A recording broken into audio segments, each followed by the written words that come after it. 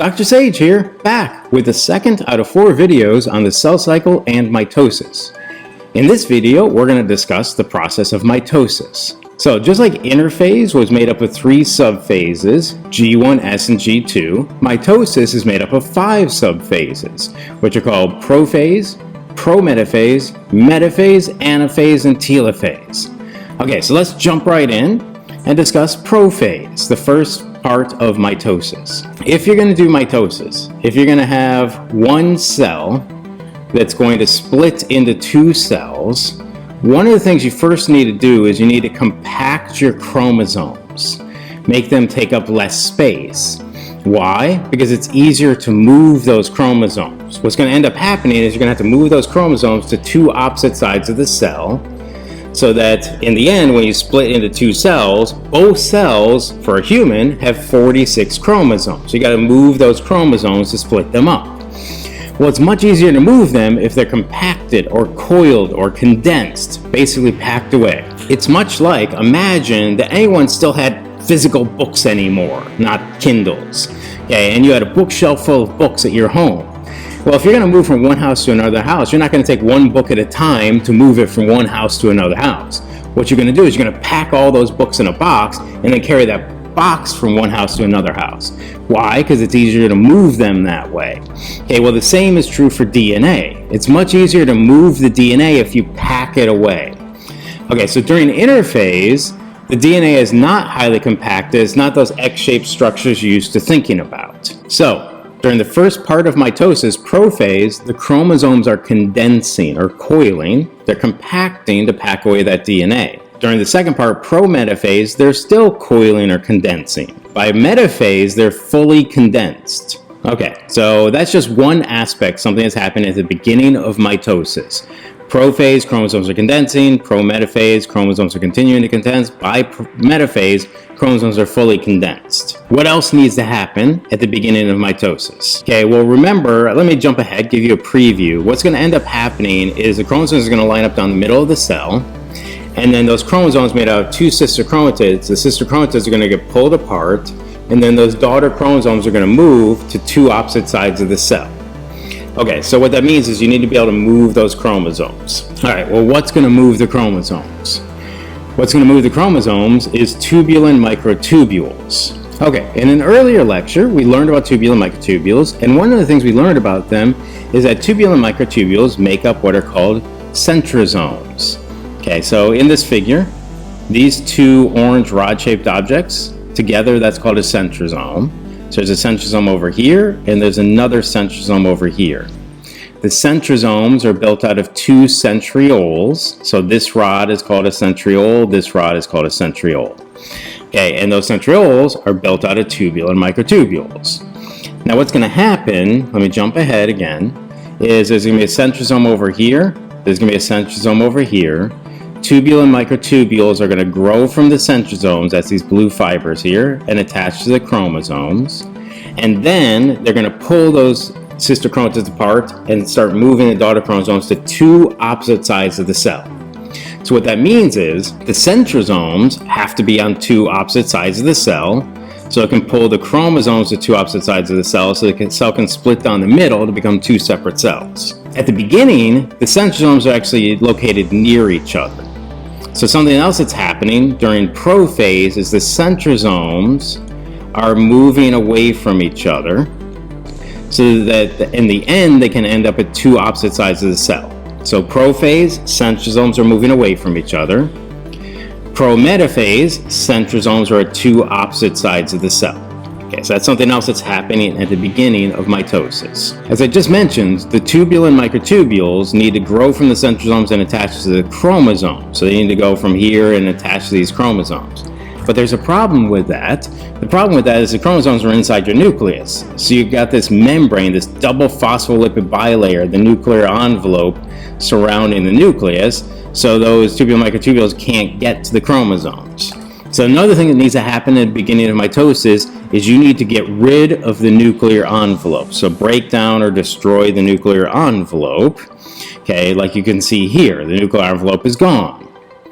Now the nuclear envelope is gone, the tubular microtubules can grow and start attaching to the chromosomes. Okay, so that's something else that happens at the beginning of mitosis. You get rid of the nuclear envelope. Okay, let me give you a few more details about that. So I said the tubular microtubules grow and they attach to the chromosomes. Okay, more specifically, where they attach is to the centromeres of the chromosomes. Recall that the centromeres are the place where the two sister chromatids are attached to each other. So like this spot right here.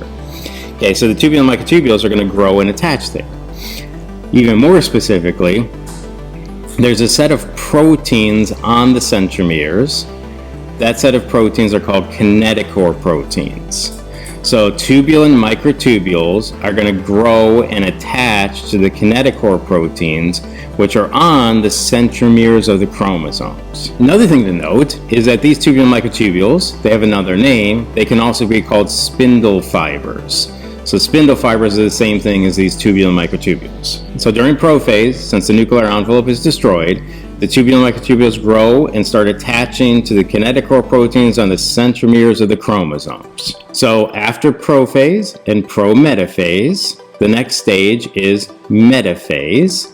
Okay, and that one's easy to remember. Basically, the chromosomes are lined up down the middle of the cell. So think metaphase middle. So they're lined up down the middle of the cell on an imaginary line called the metaphase plate. After metaphase, you have anaphase. During anaphase, the two sister chromatids are pulled away from each other. The now two daughter chromosomes move to two opposite sides of the cell. Okay, as you can see here, these daughter chromosomes are moving to the two opposite sides of the cell. How do they move? Okay, so how the chromosomes move, there's actually two things happening at the same time. Okay, so back to these microtubules that are attaching to the kinetochore proteins on the centromeres of the chromosomes. There's actually two different types of microtubules here. There are microtubules that are attaching to the kinetochore proteins, like these ones here. And then there are microtubules that are not attaching to the kinetochore proteins, like these ones right here. And they're given different names. The ones that attach to the kinetochore proteins on the centromeres of the chromosomes, those are called kinetochore microtubules, which makes sense because they are microtubules that attach to the kinetochore proteins. The ones that are not attaching to the chromosomes, therefore they're not attaching to the kinetochore proteins, are called non-kinetochore microtubules. Okay, so during anaphase, what's happening is these kinetochore microtubules, the ones that are attached to the chromosomes, like this one right here, they are shortening. Okay, so microtubules can be made to lengthen or to shorten. Those are shortening. Now, since they're attached to the chromosome and they're attached to the centrosome, as they get shorter, what's going to happen is it's going to pull that daughter chromosome closer to the centrosome, so to the two opposite sides of the cell. That's one way the chromosomes move. But something else is happening at the same time. Those non-kinetochore microtubules, while they're not attached to the chromosomes, they can actually be attached to each other. And what's going to happen to them is they're going to lengthen. They're going to get longer. So let me alter this figure a little bit. And let's say there's some non-kinetochore microtubules here, and they're attached to each other. Okay, so they're stuck together. And as they're stuck together, they're getting longer. Now, as they're getting longer, since they're attached to each other and attached to the centrosomes, as they grow longer, what's going to happen is it's going to push these two centrosomes farther away from each other. Well, recall the centrosomes are attached to the chromosomes, so as the centrosome is moving this way, that chromosome is also moving this way. Okay, so the two ways that the chromosomes separate from each other is by the kinetochore microtubules shortening and the non-kinetochore microtubules lengthening. That's during anaphase of mitosis. The last part of mitosis is called telophase. During telophase, the chromosomes are at two opposite sides of the cell. The chromosomes begin to decondense. Remember, you pack them away? Well, you got to unpack them. You start to reform the nuclear envelope to make two nuclei. And cytokinesis is going to begin. So remember, cytokinesis is technically a separate process from mitosis, but it's going to start during telophase. So the cell is going to start to split down the middle. Okay, but we're not to cytokinesis yet. We'll get to that soon. Okay, so a quick recap about mitosis. Recall that before mitosis starts, you have interphase. You have G1, S, and G2. During S phase of interphase, that's when you copy all of your DNA. Okay, then after interphase, you have mitosis. first part is prophase. During prophase, chromosomes are condensing, centrosomes are moving away from each other. The nuclear envelope starts to break down. Prometaphase, centrosomes are at two opposite sides of the cell.